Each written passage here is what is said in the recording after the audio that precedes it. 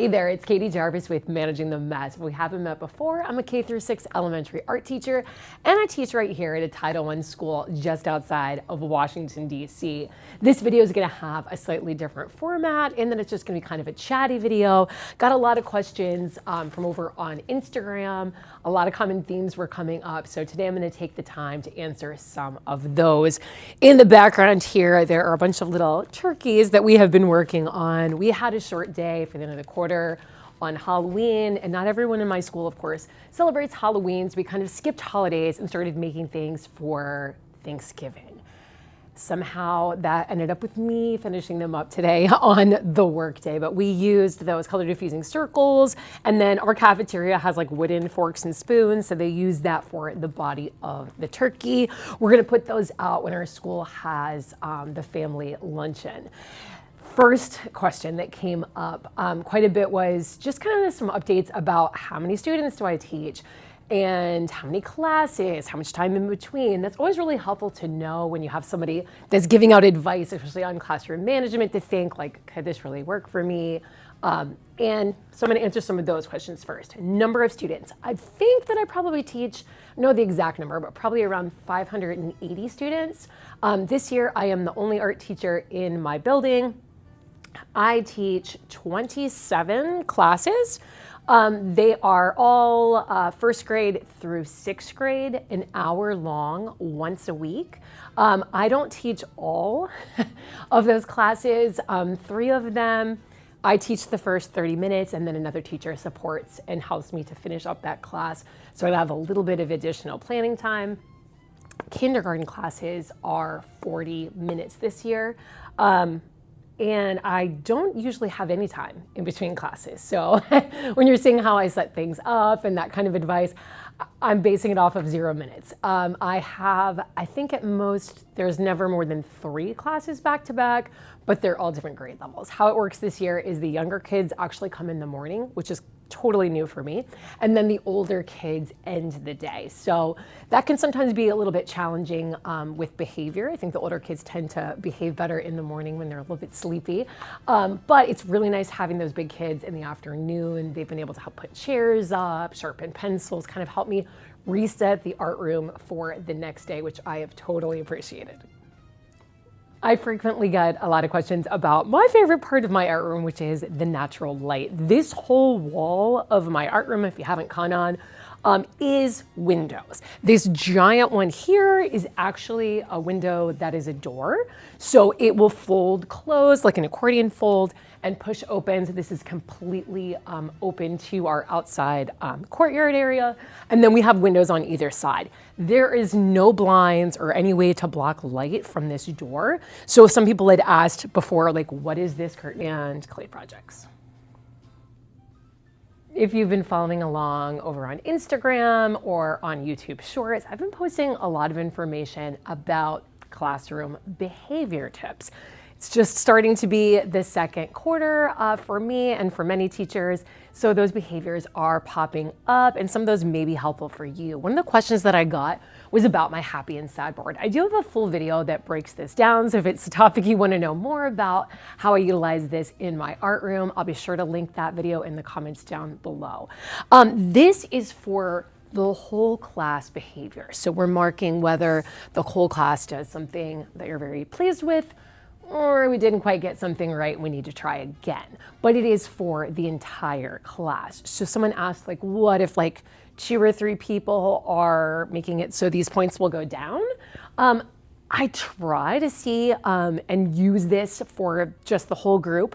Sometimes I'll try to do this in a way that kind of like sways the whole group to sort of positive peer pressure those students into helping us. So I might give a frown, and it's just like 3 students, they're being loud.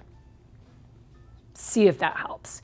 If the group is not influencing them in a positive way, and it's starting to be that it's really obvious to everyone that it's just a few people, then I proceed with my management plan that is just for individuals. And I have a video that explains the difference between these 2 things. For an individual student, they receive a warning.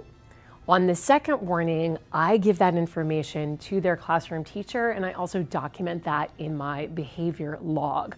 On the third reminder, for an individual, that student might need to take a break. Moving away from the group, I have a small area in the back of my room as a take a break spot. Sometimes I have students that work on my front carpet. They just bring over a little lap desk. That way they can still keep doing their art project. They're not going to be having nothing to focus on in those areas, but they can kind of calm down and then help to rejoin the group.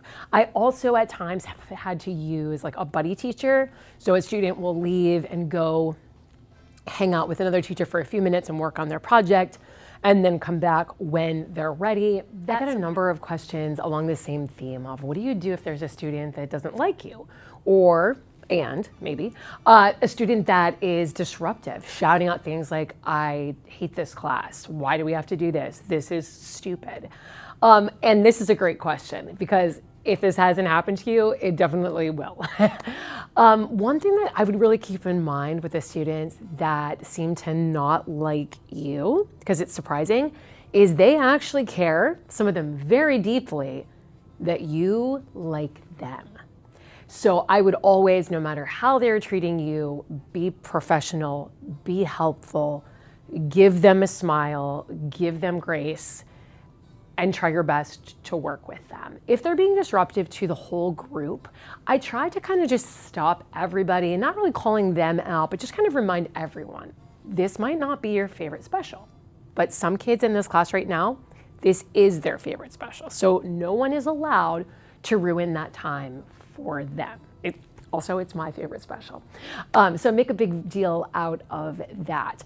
I will give, individual behavior reminders after that reminder if the behavior continues. If they're still saying negative things, that pointing out that that's not helpful, that this work still needs to be completed, the student still receives a grade, all of those things can be helpful to neutralize the situation. And with my behavior management plan, when I get to the third reminder, students have to take a break. So they would have to move away from the group, and I would also contact the family to let them know what happened if a student ever does have to take a break in my classroom. I got quite a few questions also about misusing supplies and what to do once a student has been violent with the scissors or misused the clay. I made a whole video about this because it's a really common thing that you'll deal with as an art teacher, and it's good to have a plan ahead of time. I find it's actually the most successful if I know what's going to happen and I share that with students. Like sixth graders are starting clay, I'm very clear. If you misuse the clay, example, if you are throwing the clay, if you are making something inappropriate with the clay, something that's making me feel uncomfortable or making someone else feel uncomfortable, that's not okay. If you are, disturbing somebody else that's working by touching their clay without asking, go through all the things that could happen and explain that they will be lucky if they receive a warning, if one of those behaviors happens. But the second time you have to talk to them, definitely, their project will be taken away and they will have an alternate assignment, and just explain what that is. Oftentimes with clay, I've made it that they have to make a paper sculpture. And they have more of a packet of work to do along with that because it doesn't take as much time as the clay project. So in some of those things, you'll just want to have some work ready. That's the alternate assignment. Show them that there is a plan if that misbehavior happens. I think setting those high expectations and being really clear about what's going to happen and following through when it does come up in your classroom really cuts down on a lot of that misbehavior. Teaching students the correct way to use the tools and what to look out for, like paintbrushes having a bad hair day, the sound it makes when you're pressing too hard with the paintbrush, kind of modeling those things also really does help. But you do have students that are going to be destructive, and for a multitude of different reasons. I go into it a little more detail within the video, and it gives you some more ideas of what to do when that happens. So I will link that one down below as well. Some questions about getting students to stop working when it's time to clean up. That's a great sign that they just want to keep going. What I do in my classroom is make sure that I'm really consistent with the cleanup routine. So we have a visual timer in my art room. When the timer goes off, that's always when we begin cleaning up. So the timer beeps. Hey, I just heard the timer go off, acknowledge that to the group. I use a microphone. So I have my microphone on, I blink the lights. I only use my microphone when I'm addressing the whole group, but I blink the lights to kind of catch everybody's attention. And I say macaroni and cheese. My students say everybody freeze. I remind them that means we're not walking, we're not talking. I also teach them to turn the sink off. So if they are washing their hands, that the water is stopped. That way everyone can hear and can focus in on your cleanup directions. I don't give all the cleanup directions at the end because it would be like me saying all these words and it would be just too much. I actually teach the cleanup routine in the beginning of my lesson as I'm going. So I'm already telling my students at the beginning of art, hey, we're painting today. When our paintbrushes are done, they're gonna be tired. They're gonna go in this paintbrush hot tub. Here are my slides. Here's a picture of what that paintbrush hot tub looks like. So when I'm blinking the lights and I'm giving those cleanup directions, I'm saying in a minute, not yet. So they know we're not moving. And what I do, and it helps visually in my room, is the lights are off when you're supposed to be frozen. And then I'm giving those directions very quickly. Remember, you're gonna put your paintbrush in the hot tub, put your artwork on the drying rack, the one that says go, then you wash your hands and take off your art shirt. I'll know you're ready when you move your feet back to your seat. And then I turn the lights back on. That's the signal for my students to go and begin cleaning up. At that point, if anyone is not cleaning, I will, call them out for not helping and give them a reminder. It goes for the same thing with any other behavior. One reminder, that's free. Second reminder, I'm putting that on the note to the classroom teacher. I'm recording that in my behavior log.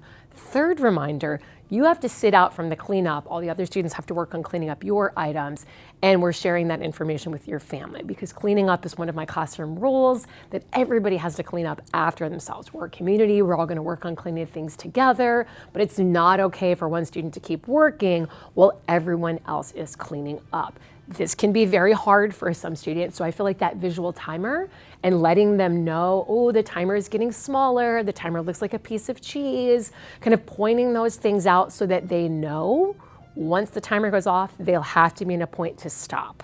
And giving any last minute reminders before the timer goes off of things that they might want to do. If they need to write their name, if that hasn't happened in your class, or they should, try to get to this spot before the timer goes off, and letting them have goals of what to do is also really helpful. Some people were asking about tips to keep your room tidy. I've just found over the years, I'm not naturally, I think, a very organized person. I've become a very organized person because I think it's made my job easier. So focusing in on that's going to be the payoff for you. It's a lot less stressful for me the more that I can plan and prepare and be able to find things for my classes. But a lot of it is getting the students to know how to clean. So giving visuals up on the board so they know this is how the erasers are going to go back. This is why they're going to go back like this. So they understand your system, because there are definitely very organized students out there that once they get, okay, it's got to be like this, they've got it. They're on top of it. They'll take care of it for you. So just very clearly teaching those things is really important. When you have students that are finishing early, a lot of times I'll have them do some pre-cleaning. I don't like to reward students for going really fast through the art projects. I say that if you're being a rabbit, you want to be like a turtle in art. You want to be going slow and careful. But if you have students that do finish faster, they're going to be doing extra cleaning. They're not going to be rewarded with, they get to go play with toys or something. And that helps a little bit to slow some of my students down. But even those faster kids, that just can't help it. They've done as much as they feel like they can do. They're kind of burnt out on working on the project. They can help you pre-clean, whatever that means. Sometimes we've moved on to painting, but the pencils are still on the table. So they go around and clean up the pencils. And it would be something that maybe I would do to just try to make the cleanup a little bit easier, but those students can pop in and help you if they're finishing early. So I will link down below a couple of videos that I've made about cleaning up. They go into some more tips. Someone also had asked about clay tips, tools that I use with clay and tips and things that I do for prepping clay. And I'll also link a couple of videos down like that down below. Please continue to reach out with your questions. It's really nice to hear from you and what kind of direction you want this channel to take and what kind of content you would like to see. I'll see you in my next video.